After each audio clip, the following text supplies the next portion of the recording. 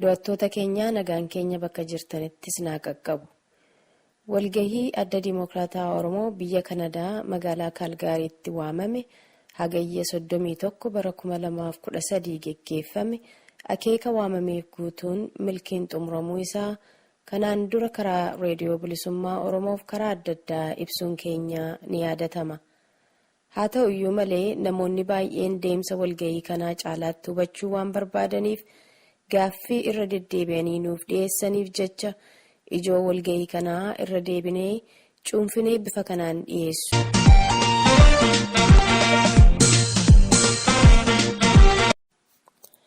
Walgahiin adda Dimokiraataa Oromoo biyya Kanadaa magaalaa Kaalgaariitti geggeeffame kun itti fufiinsa walgahiilee addi Dimokiraataa Oromoo biyyoota adda addaa keessatti geggeessaa tureeti. Adaa'oon walgahii kana biyyoota adda addaa keessatti kan geggeessaa jiruuf sababa dhaloota isaaf imala isaa uummata isaaf ibsuun maree barbaachisaa waliin geggeessuuf yoo ta'u achumaanis deeggarsa barbaachisu irraa horachuufi. Adaa'oon walgahii akkasii yeroo qindeessus galma banaa namni kamuu irratti argame irraa qooda fudhachuu danda'u keessatti. Kanaaf Adaa'oon walgahii akkasii yeroo yaamu miseensota deeggartoota isaa deeggaran qofa osoo hin taane kanneen isa mormaniif dura dhaabbatan akkasumas gaaffii adda addaa qaban akka dhufan irratti argamuu danda'an ni beeka. Namoonni yaada adda addaa qaban waltajjii tokko keessatti walitti dhufanii fuulaa fuulatti yaada wal jijjiiruun mari'achuun ijaarsa dimokiraasii boriif bu'uura ta'uu danda'a amantaa jedhurraa ka'eeti. Walgahiin Adaa'oo Kaalgaarii Kanadaatti akeekamee waamames kanumarraa ka'uun ture. Walgahiin kun akka aadaa Oromootti eebba maanguddoon erga banameen booda bakka bu'aan Adaa'oo marsaa Kaalgaarii obbo Tashoomaa Fayisaa hawaasa Oromoo walgahii kanarratti argaman simachuun walgahichi sirnaan jalqabuu isaa ibsan. Itti fufuunis bakka bu'aa birkii jaarmee Adaa'oo biyya Kanadaa kan ta'an obbo Toleeraa Bayyanee hoggantoota Adaa'oo uummata waliin erga wal barsiisaniin booda tartiiba walgahichaa ibsuun waltajjii keessummootaaf gadi lakkisan. Jalqaba irratti barreessaa Adaa'oo birkii Kanadaa kan ta'an obbo Israa'el Fayisaa akkaataa wal dhabdee hiikkachuu jedhu irratti haala uummanni kamuu rakkoof dhibdee hiikkachuu malu sadarkaalee fi bifoota rakkoo haala irratti hundaa'uun dhalatan akkaataa itti ilaallu haala jiruuf jireenya Oromoo biyya keessa jiraannu wal cina madaaluun yeroo ammaatti eessa akka jirru akka of madaallu jechuun waraqaa qorannaa isaanii irratti hundaa'uun ibsa bal'aa dhiyeessan. Itti aanaa pirezidaantii Adaa'oo Dr. Diimaa Noogoo mata duree Adaa'oof kaayyoo isaa jedhu jalatti akeeka Adaa'oof deemsa qabsoo bilisummaa Oromoo kaleessa har'aaf borii irratti haasaa isaanii akka jalqabaniin kanneen jeequmsa uumuuf walgahii kanarratti ergamanii dhufan waca jalqabuuf quqquqamuu jalqaban. Gariin isaanii hanga danda'ameefittis fuula isaanii dhossachuuf marata ofitti bubbutatuu jalqaban ni wuxxifatan. Dhumarrattis lafa taa'anii ka'anii iyya jalqaban.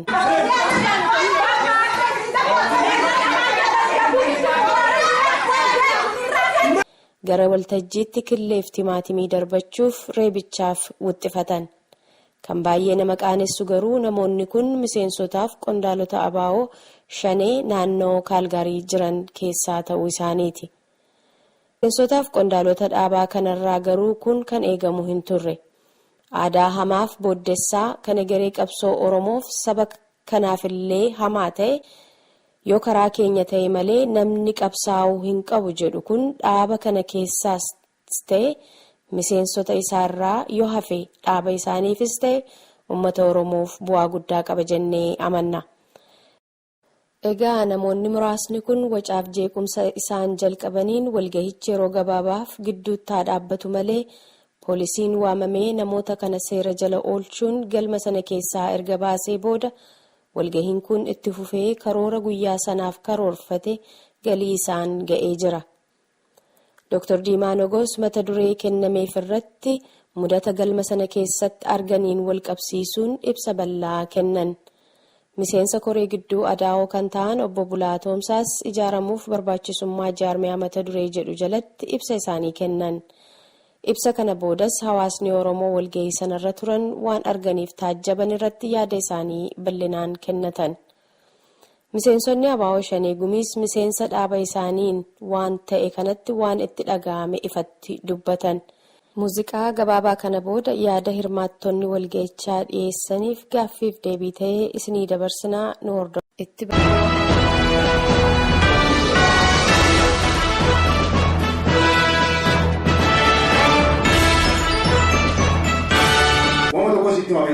Gaafa kun tokko viidiyoo isaa kan arganii wal poolisii dhufanii hayyuu keenya gaafatan. Dr. Diimaa chaarjii gootuu barsiisuu godhanii seeratti dhiyeessina. Dr. Diimaa maal jedhe? Hin godhu. Oromoo maskiina waliin kana namoota ergee warra hojii hin beekne warra nama jeequu beeku ergee kana chaarjii godhanii loora itti dhaabanii Oromoo irratti biyya alaatti illee warra kasas ta'ee hayyuu sana molaala. Hayyuu keenya kana laalee kana jedhaa jiru. Mee hayyuu keenya Ayo kasih kami keseluruhan dengan ayo kasih timan. Akhirnya rapat dan tidak itu garu isi nanti. Malkon, kayu kasih deju. Tuganti, anu se, kalau ama kasih itu tak ada tu jadi kan ada agama. Dr. Diimaa itu ni, orang ada bersama Oromo, jangan kau bukuisi. Dirree maatti du'a raabee hambaa du'aatee nu keessatti argamu. Koree hojii raawwachiistota bilisummaa Oromoo warra jalqaba dhaabe keessaa nama lama jiran keessaa isaanii fi Jaalaleetoo fi Jaaladiimaan. Jaaladiimaan bosona dhiyaatee tor dirree dhiyaan beektan. Beekii gidaamii amma walitti tolite kan deemaa ture waraana meeqa jiru dargaggeessi namni jiran. Dirree dhiyaa bahaatti waan irra ga'ee beektan kan dhumaa murate. Sigaa alatti immoo ati immoo doonii soorri loltan qabsoo kana ni godhan taa'aa jennaan taa'an. Barcuma yuwaa taa'aa immoo jennaan barcuma yuwaa taa'anii. Gorsituu taa'aa immoo jennaan gorsituu taa'anii. Qabsoon kun yeroo isheen dandattee ija isaanii turaa baddu.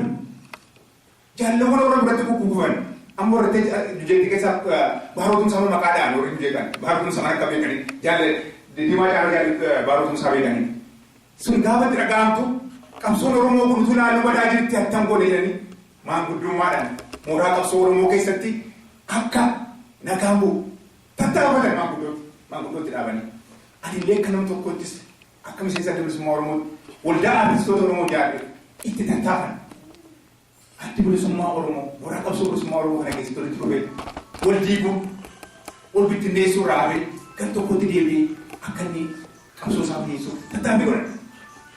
Tattaaffii sunillee inni godhu fuudhamu milkii sanaan gaafa dhabamu teessanii ilaaltu qabsootti illee taatan kan jedhuun qabsaa'onni warra kan miseensa bilisummaa Oromoo shanee keessa turan kan miseensa bilisummaa Oromoo jijjiiramaa keessa turan kan miseensa Oromoo qaama ce'umsaa keessa turan kan Oromoonni yeroon wal diigu kan akka ittiin taa'anii ilaalaa turan kan yeroo hundumaamuu qabsooma kana ifatanii manatti galii ta'an walitti dhufuudhaan maalii godhu maali malli akkamatti caalli nama teenyamu maali malli maanguddoota kanas hayyoota kanas muuxannoo qabu dandeettii qabu yeroo namni waa'ee Oromoo beeknetti waa'ee Oromoo lafaa kaasanii taatanii hayyoota egzekitiivii turan isaan biyya sana keessatti yeroo sana maastersi dhoniidhaan warra ta'aa turan injiinaroota turan garuu sadoo fi dhonni sana dhiisaniitu warra bosonatti galee sana attam gootu jennee wal hojii mari'atan.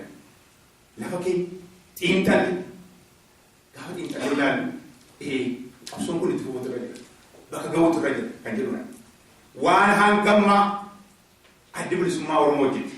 Eenyu addi bilisummaa Oromoo isaan caalaa eenyu akka eenyu addi bilisummaa Oromoo namni biraa hin jiru. Achirraa kaafnee gara fuulduraatti bifa haaraadhaan yaada haaraadhaan qabsoo kan deemsisuun irra jira kan jedhuudhaan walii galan. Kana keessaatti waltajjiin marii uumame. Waltajjiin marii waggaa tokko guutuu mari'atee adda dimokiraasawaa Oromoo achi keessaa maddisiise. Adda bilisummaa Oromoo illee boodaan hundi ture. Maaliif Oromoo maaliif iyyuu hojjesin ammoo addunisummaa Oromoo afurtee jaha shan taanee immoo addunisummaa Oromoo sakkasee addunisummaa Oromoo sakkasii maal jedhu maqaa irratti dhabuu dura jiru kaayyoon uummanni Oromoo hojii barbaada hojii daana hojjennu addi dimokiraataa Oromoo gaafa qabu jaarmiyaa remote controliidhaan addana taa'ee biyyatti waa godhatu hin ta'in qabsoo Oromoo kana biyyatti deebiin nammarsaa keessatti kan jedhamu ka'ee jiru. Isaan immoo wanti nu rakkisa ijaaramuutu nu barbaachisa. Jaarmiyaa jabaa qabaachuutu nu barbaachisa kan jedhu. Gaafa kana geenyu alaabaa kun gaafa arfaman alaabaa Oromoo ibsituu dukkanaa alaabaan kun alaabaa Oromooti. Alaabaa kana kan kileem gochuu danda'u jaalleen cofaa Dr. Diimaa fa'i jaallamana irratti kumanii ol nama biraan hin jiru. Kun alaabaa Oromooti. Alaabaa kana qabatee isa jaallamoome irratti wareegama godhan kana qabatee fuulduratti deemee uummata Oromoo dhaaba. Oromoon biyya isaatti akka nam tokkotti mirga isaa qabaatee individual right akka sabaatti collective right qabaatee saboota biraa wajjin federation sabdanees yookiin multinational federation yoo jiraate uummata Oromoodhaaf wayyaa bifa kanaan yoo qabsaa'e uummata Oromoo bakka tokkoon baasuu danda'a. Federation amma jiru federation sobaati. Federation dhugaa kan dimokiraasii qabu. Dhatu uummata Oromoodhaaf baasa. Isa bu'aa buusan. Warra afaan qawweetiin lola jedhe lakkisaa hin lolinaa miti hin jenne. Warri walabummaa jedhe lakkisaa walabummaa miti hin jenne. Nummoo akka Oromootti mirga qabna. Waan Oromoodhaaf ta'u namni Oromoo tokko natti muunaa kan jiru innis Oromoo qoodiiti. Oromoodhaaf kana baasa jedhee qabsaa'uu danda'u qaba. Irra deemnee himu warra immoo karaa kana nu baasettan isinis karaa keessaniin itti fufaa. Nummoo karaa kanaan itti fufu. Qabsoon Oromoo waggaa 40 lama kaa'ame. Macaafa qulqulluu miti yookaan baay'ee quraana miti. Jijjiiramuu qaba yeroo wajjin haayaa wajjin deemuu qaba. Mimmiliquu qaba siyaasaan amantii miti. Amantiin kan hin jijjiiramu kanaaf haala kanaan kan uummata Oromoo fuudhee gara fuulduraatti tarkaanfachiisuu danda'u. Kan uummata Oromoo fuudhee gara fuulduraatti himuu danda'u. Kaayyoo kanatu saba keenya baasa kan jedhuunitu haala kanaatu waan kana qabannee kaanee jiru. Kanaaf kan maali ijaaramsa barbaachisaadha. Ijaaramsa keessa adda dimokiraataa Oromoo qaama olaanaa koree hojii raawwachiistu nama 9 qaba. Isa keessatti miseensa gumisa nama 33 qaba kan koree gidduu. Jaarmiyaa kan ijaaru damee jaarmiyaa yookaan uummata kakaasee ijaaru barsiisuu qaba. Dameen kun birkii qaba. Birkiin kun birkii 5 jira biyyoota alaa kana keessa. Birkii Awurooppaa, Kaanaadaa, USA, Awustiraaliyaa fi Awurooppaa akkasumas immoo biyyoota Afrikaa fi Arabaa dabalatee jiru. Birkii kana jalatti marsaalee jira. Marsaaleen kun lafatti magaalaa keessatti ijaaramanii jiran. Akka marsaalee naannoo kanatti ijaaramanii jiranii walitti nu qabanii jiru. Kanaaf sana keessatti akka namni ijaaramee miseensa dhaaba kanaa ta'ee bu'aa buusuu barbaadaa jiru. Namoonni bifa adda addaan ijaaramuu dandeessu. Akka nuti tokko miseensa dhaaba kanaa ta'uun kaayyoo dambii fi adabaa akkasumas sagantaa adda dimokiraataa Oromoo fudhatanii miseensa akkanii qabsaa'uu mirga guutuu qabu. Dirqamaan mirga keessa beektanii. Lakkii ani sadarkaa sanatti qabsaa'uu xiqqoon irratti isa kan jedhu immoo bifa deeggaraa ta'anii keessatti hiriiruu dandeessu. Deeggaraa taatanii akka nama tokkotti nama leetaa akka gurmuutti gurmuu taatanii qabsaa'uu dandeessu jechuudha. Kun maal egaa yoo ijaaramne bu'aa safuuf qaanii keessaa baane. Fakkeensi fudhatame waan ijaarsaa irratti biyya Ijipti keessa gaafa isheen Mubaarak aangoorraa dhufe namni ijaaramee jiru hin turre. Warra Musliim Biraazilii kan jedhamantu parsantii 20 isaanii ijaaramanii turan. Gaafa maatii sana keessatti dhiyaatu kan aangoo biyya sanaaf fudhate isaan haalli lama jijjiiramee haala biraatti ta'u malee biyya dhiqqoonni keessa. Kun maal agarsiisadha? Hammam jijjiiramni hammam ijaaramni bu'aa ni qabu. Oromoolee qaama maafame jirbii amma akka itti olaanaa durii damirtuu waan ta'ini fo'amaa fi lafa qilleensaan Gaaru gaafa fo'amee harba iddee kanaaf ijaaramuu keenya dhumaa'uu keenya baay'isee barbaachisaadha. Nuyi hundumaa keessanii ilmaan Oromoo jiru miseensa adda dimokiraataa Oromootu ta'e hin feene deeggaraa keenyatu ta'e hin feene garuu dhugaan jiru kan namni hundumaan deeggaruu danda'u namni hundumaa miseensuma ta'uu danda'u. Inni nu barbaadan nu ta'an kaan immoo maal odeessanii hidhiin tuutinaa teenyee quba walitti hin qabnu teenyee walitti sabdunu ijaaramaa lafa jirtanitti jaarmiyaa Oromoo siyaasaa keessatti ijaaramaa jaarmiyaa hawaasaa keessatti ijaaramaa jaarmiyaa dinagdee hawwitu keessatti ijaaramaa jaarmiyaa dhala mirga namaa keessatti ijaaramaa gumaacha godhaa kitaaba tokko illee kitaaba biyya dargaa tollee qabu gumaacha godhaa lafa naannoo jirtattoonni godhaa Oromoon akka humnaa empower akka ta'u barbaadu.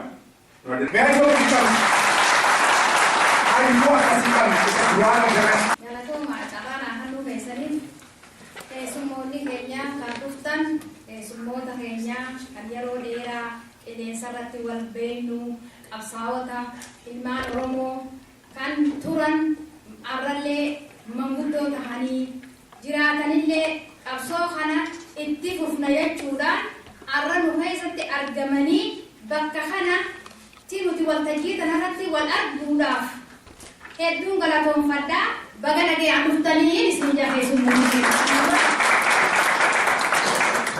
baga jiraattanii dirree kana geessan haa ta'u malee wanni arraan kana dalagame gaafii hedduun fidadhee dhufe narraa facaate wanni arraan kana dalagame hedduun natti dhagahama kun kafiitiinis wareegamuun ni jira alagaanis wareegamuun ni jira wareegni wareega qabsoon qabso haddaan hadda kanaaf wanni takka akka mataa keessatti hin dhagamne barbaadan gabaabaa abbaan fedhanne hawwaan fedhanne hanaajuu ani miseensa fidoofi miti miseensa adda bilisummaa Oromooti bara 91 qabsoo kana dabalamee aduu arraatti takkaa jalaa nafnee jalaa jiru Finfinnee keessatti yoo dhugaan qabsoo godhu deemtan taate qabsoo Finfinnee keessaa godhamtu barbaada. Qabsoo dirree dhawaa keessaa godhamtu barbaada. Qabsoo kutaa asii keessaa godhamtu barbaada. Qabsoo mata keessaa godhamtu barbaada. Qabsoo gobeellee dhoofannee hulii ilmaan namaa gobeellee fichisiisuun hin jiru amma booda qabsoon teenya Finfinnee keessatti akka godhamtu barbaadan gama biyyaa.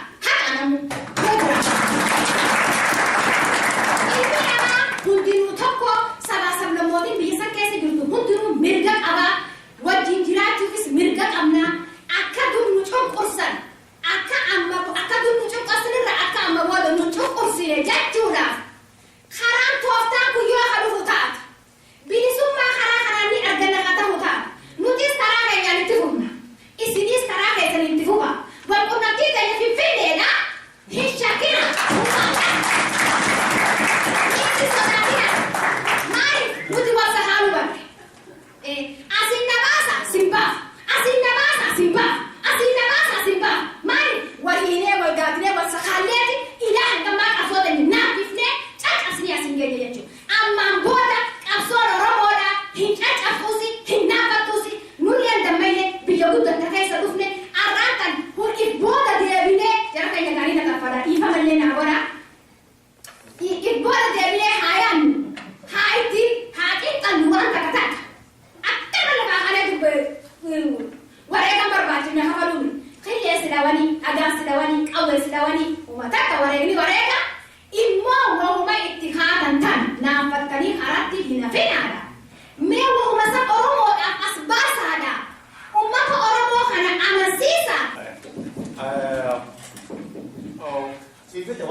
is like what was an Asandre? Under such a David can take Osha. Dr. Dima, thank you very much. One document today, when I saw somebody run up to you under the desk to just punch you, I didn't I didn't be an agilate. See the Bia Akamak Mirganamara to Jabu. Can you know what you're Vigo? I want to hear him back. Maliti, I'm seeing somebody forcing Namkam Raka to do that. I don't care about is it money Namakumata Jesnet. Bakinu Bakaju Bakazera, Namju Gravaju Kawarani, Tumara to 911 Samaranko. I think you get the one of 911. I know police one. Gavin, I want to press a charge in the day. I think thank you so much. I was so emotional. And you it easy, I will follow in the courts.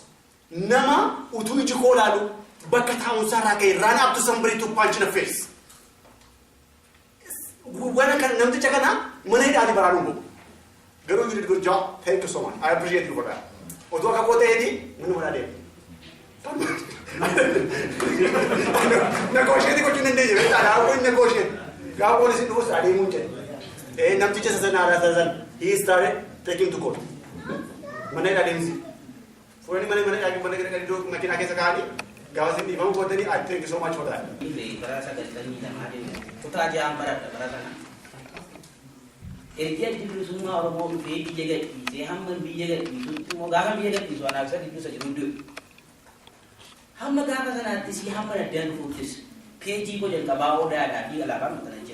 I think it's tomorrow mobile and take them to the and I took quite as a day. Nemesis in a one, eating off one, it don't eat the Oromo day. Garu can can off one, what are the south in case as water. Malay Gamawa, you get to another day, the Bengo to Panamawa, I get Gamawa, you do. Garu want to control by the investigation, what got you in the Rosanaka, Mamma to Garin Demaka, Demiko. One and good eight.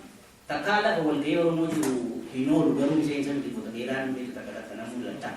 A got to my way and then into the government chief to here, you tell about you come is about it. Garuan to investigate the chat. A union de Gira at the Nitu Motorumura, but to suggest investigate the chat. Shane, if so, Mado website is a legal identity. There were many Galati, they want to come out, you want more month. Garu. Namati itu kerja di dalam mana je. Mari mak awam jangan kau sakana nama kau beri sudah lagi sakit. Saya terus nak kau pilih pilih pilih cara pilih kat. Akan nanti udung kami sih dah curu. Isi itu dah ini sani dah. Dah ni dah kisah sangga tu. Atau itu murah kagak juga ni sedap Dr. Dima je ni. Akan itu mo Ajib semua Oromo si geram kisi ide si geram kisi ni Oromo tu macam sanjung no ide dah ada ni akak bodoh nanti ada bengkok pun jodoh tu banu biya jadi bulan ufani kira jadi pula anda dah na Amerika ada kena macam lah kan ada aku tiga baju miti hukuman sedikit mah umani Amerika ni sudah dia tu berrahmat dia datang kerja ergawa kayu tidak pula harang aku tidak penilaian. Ini jadi berbalik. Ada semua orang buat sih geram di sini. Kita kami buat kisah itu tadi boleh itu tadi. Abe ko mana teme? FBI ni masa kita mana jinya tu? Kalau kita orang gila, Oromo tijaran orang berayu. Walaupun sedang dalam biro ko kisah tidak kena dia. Interview lah bukan dia kan? Wanan bunduan itu me, asalama jurut terima, Kristana jurut terima ni jalan. Ini kami jadi cuba berbalik na, itu dah ni tereban ni. Maka dulu ni nyata sahaja ni, orang muda jadi na, mata hati jadi na jadi sokan dia. Garu agar nama mikroskopi lalu tirago pia, buaya tu orang muda hidup jaga, kayu sah dem sah, kerana jadi latih dem ni sokan. Kuno orang muda botin nanti kan, nama kerana ni, depan ni nama tu pun bitin nanti sekarang ni.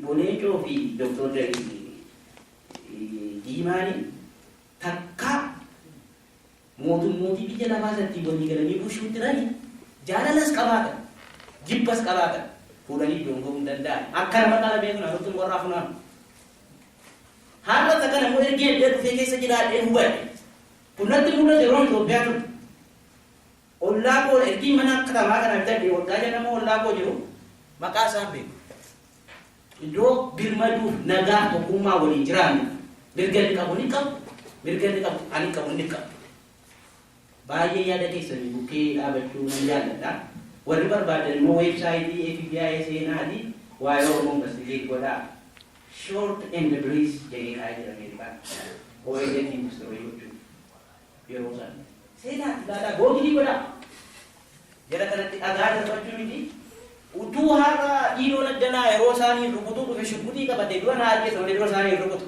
garuu isaanii hin beekon ija kootiin arguuf garuu waaqayyoon hin galateeffadha. Dhiiroon immoo yeroo keenyaa ture akkuma obboleessa koo Fayyisaan jedhe nama dhufee akka dabbabeetti nutti dubbatee nu gaggeessee deemaa nu jechaa ture gaafa obbo Hiiroo Edmontonitti arge maqaa isaanii dha'uudhaan miti. Utuu gaafa isaan deeme naan jedhan sana deemeera ta'e obbo Hiiroon piroosesii kan aadaa qabaa dabbannee bilisummaa Oromooti.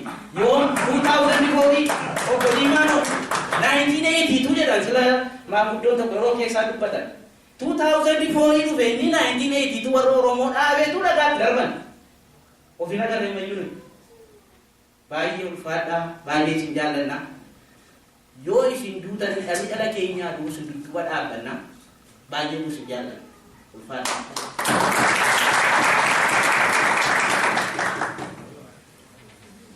Hayyee silaaga maqaa biyya barachuu jettanii miti yaaduma gabaabaa xiqqoo isinii dhaammadha. Maqaa lama qabdaa? Salma halwaa isinii maqaa shanfaan baawachuu ture karaa kanaa. Waliin isinii dhaammadhu ani waliin isinii dhaammadhu jaarsi waan dabre dubbachaa oolu fayyaaf hin deemuu jette Oromoo. Yoo waan dabre dubbachaa oole dhiigumaan nu danfa.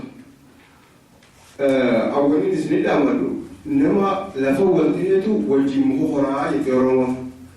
Wanni immoo hojjechaa jirru waan obbo Diimaatii miti waan isin keessanitti waan hawaasa Oromoo guutuu kanaaf.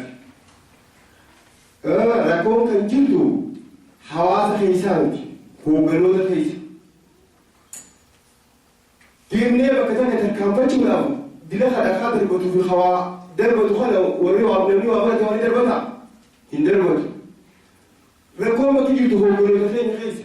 Kanaafuu hoogganoota keenya kana keessa waan jiraatan duuba waltaalee dura bakka takka deemuu dura dhibdee dhaaba jaarmee Oromoo kan jiru hundi walitti fidamtee furmaanni kun jidduutti akka argamuun Ankara namoota jiran guddoollee hin beeku Jaaldiimaa immoo maqaa isaa armaan dur dhaga'e namni na dubartii akka tokko taatee qabsoo keessa ture. Gaafa immoo inni naannoo Keenyaa keessatti hidhamu ani zoonii kibbaa qabsoo sun keessa jira. Kanaaf ilaanin garree bagilaansii argee jira.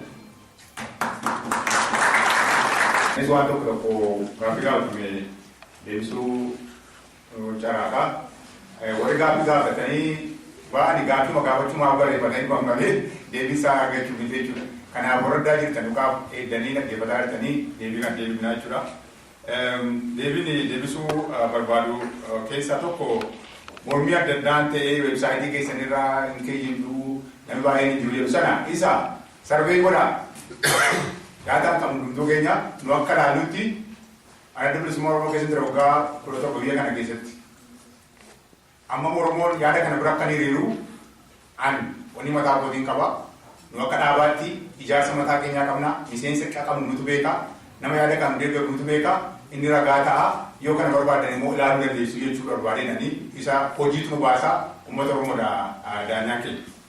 Why dalam Sudan itu ada demokrat orang muda Afghani gitu. Jangan kena anggota itu kan. Islam juga mau berbadan asal. Ada pun semua orang mau kisati. Ada pun semua orang mau bifaran, yadaran, jabati, jangan jabati. Aku kapsul motor mau pun berarti sukses. Waggaame guutuu caalaa ture keessaan ture. Sadarkaa adda addaatti qondaala ta'e amma sadarkaa ture hojii haasa'u ta'e araara buusuu ta'e hirmaachaa ture anaa fi yaalloon baay'ee jira.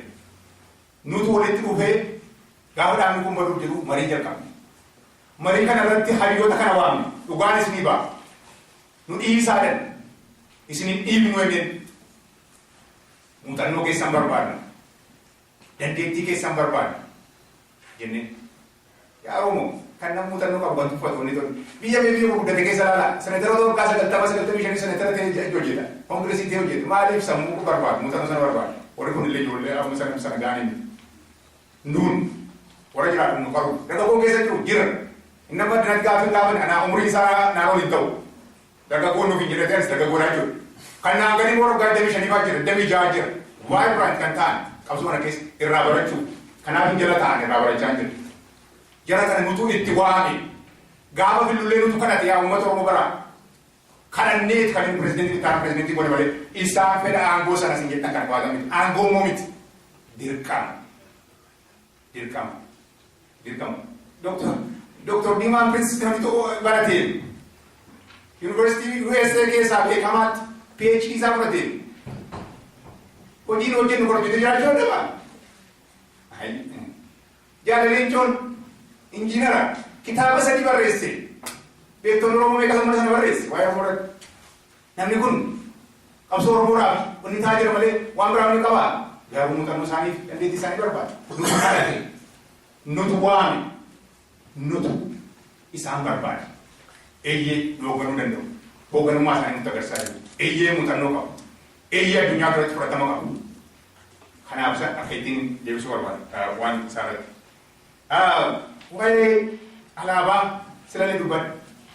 Polisi keenya Daani'el Joote amma qaraanis beekaa baay'ee gammadatee si arguu kooti. Ijoollummaa kaasee Daani'el Joote yeroo inni beekaa ilma obbo Kabbadaa Joote yoo taate kabajaa guddaan si qabaa. Waa'ee alaabaa eeyyee silalee dubbadhe laata. Alaabaan kun alaabaa Oromoo ibsituu dukkanaati. Malee alaabaa eenyu jettu kan Oromooti. Alaabaa kanatti immoo kan aanu isaan jirma sana caalaa nama biraan hin jiru. Nus Oromoodha warratti qabsaa'e warratti wanni ta'e keessaa. Warri kan alaabaa tokko ta'e inni fuuldura keessanii tan. Anis akkuma qotatanii jirta maa garaagarummaa qabnu ni alaabaa tokko ta'e alaabaa gara wal ofirraa baasee ooluma fakkaannaa jiru isa kaan hojjetu. Tokkuma garaagarummaa qabnu. Isa du'ee dhimma kana tonni ta'e malee garaagarummaa qabnu jechuu barbaade. Kanaaf waa'een alaabaa kan Oromoo hundumaati. Kanaaf illee Oromoo fageessuun barbaade alaabaan kan Oromoo ta'e qabanne. Waan addaan nu baasu immoo asxaa keenya hin uummanna. Akkatti gaafa nu gaafatu maali addaa isin baafnetti asxaa keenya hin uummanna kan jedhuudhaa fi waa'ee sagantaa siyaasaa immoo isaan dubbataniiru weebsaayitii keenya irratti qaniileessinee kennee jira Oromoo Dimokiraatik Foorumii irraa dhaqiitii ilaalii mootummaa yoo barbaadde immoo naannoo kana marsaalee warra geggeessan jiru isaanillee ibsa sii kennuu danda'u kan jedhu obboleessuma kooti akka ittiin deebisuun barbaada. Maaliif adaa'u keessa Itoophiyummaa addi Dimokiraataa Oromoo isin himee yaa uummata Oromoo mirga Oromoo akka nam tokkootti mirga Oromoo akka sabaatti individual and collective right eegamee saboota biraa wajjin multinational federation sabni isaan akka jiraatu kan jedhudha malee Oromoon bilisoomii kan jedhu jiru bilisummaa kana caalu jiru maqaa mirga isaa argatee kan tokko bilisummaa isaa argatee akka walooti mirga isaa argatee waliin jiraatu kan jedhu sana qabaa jiru. Kanaaf Itoophiyaa keessatti dimokiraasiin yoo jiraate mirga Oromoo tiksamuu danda'a kan jedhurraati. Malee waan Oromoo dabarsinee laannaa kan jedhu sana miti jechuudha. Oromoodhaaf dursa wanni karaa maqaan keenya maqaa Oromoo qabateetu jiraatu.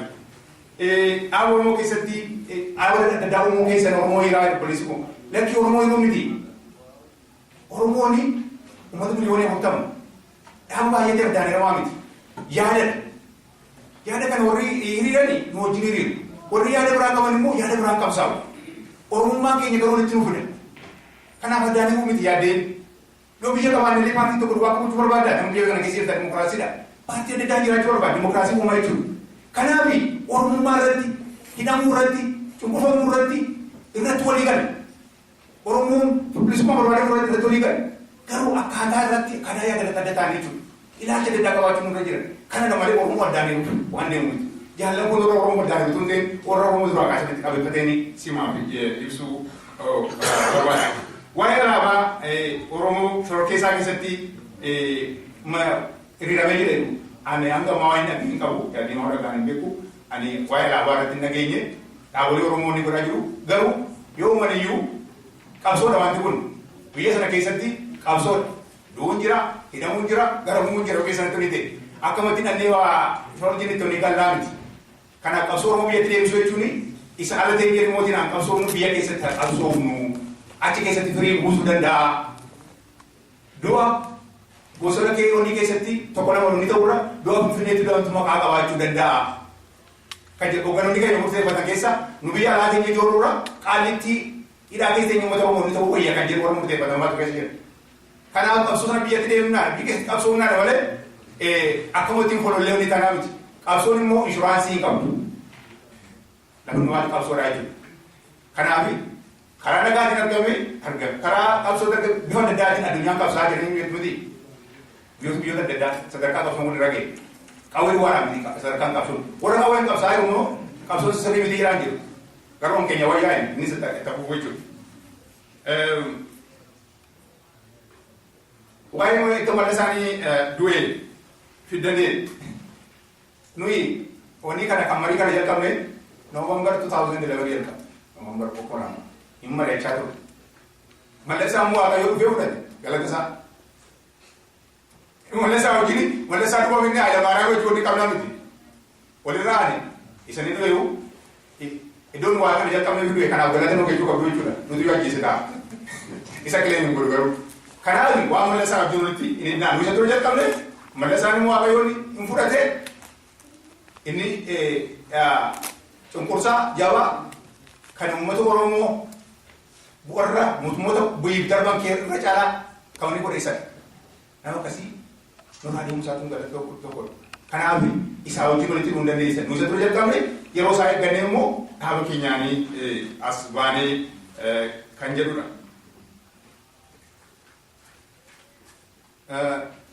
Namoota inni gaana lakkii nan deebisaa.